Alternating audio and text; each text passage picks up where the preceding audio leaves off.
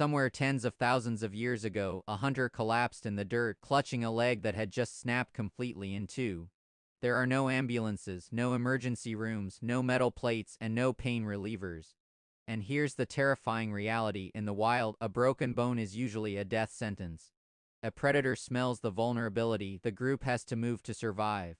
Yet, when archaeologists dig up ancient human skeletons from tens of thousands of years ago, they find something astonishing.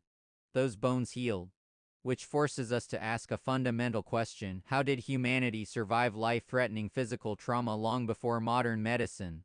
Let's break down the biology. When a bone fractures, your body doesn't just magically glue itself back together. It runs a biological emergency protocol. First, a massive flood of blood pools around the break, forming what medical science calls a hematoma. Within days, your body builds a soft callus made of cartilage to bridge the gap.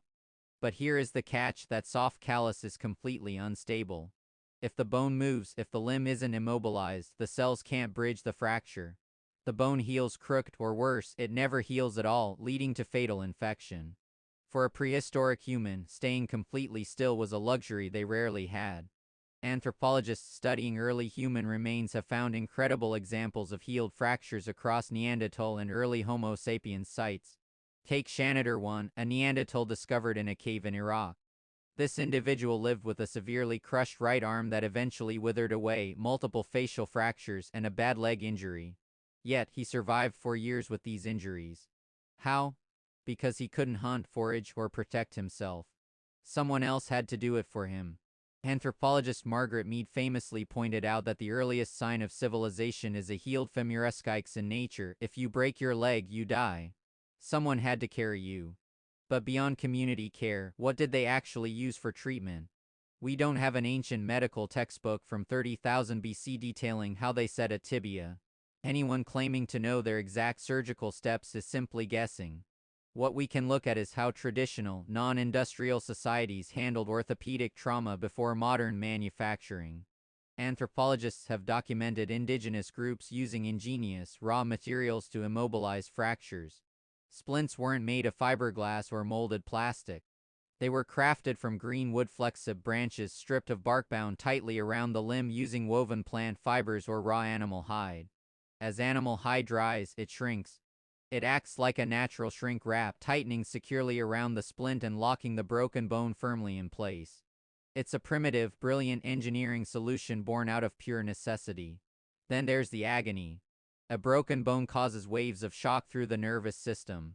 While ancient humans didn't have synthetic painkillers, they weren't entirely without remedies. Ethnobotanisans have documented how indigenous peoples utilized natural pharmacopoeia on willow bark, which contains salicin, the natural precursor to aspirin, or using specific plant extracts to dull the pain and stave off infection. But surviving the physical setting of the bone was only half the battle. The real danger lived in the invisible world: infection.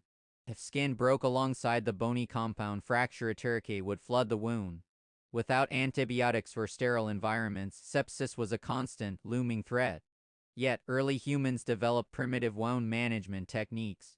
Certain clays and muds with natural antibacterial properties were sometimes packed onto wounds, or antiseptic plant resins were applied to seal the skin. When you look at the skeletal record, you see the evidence of trial and error.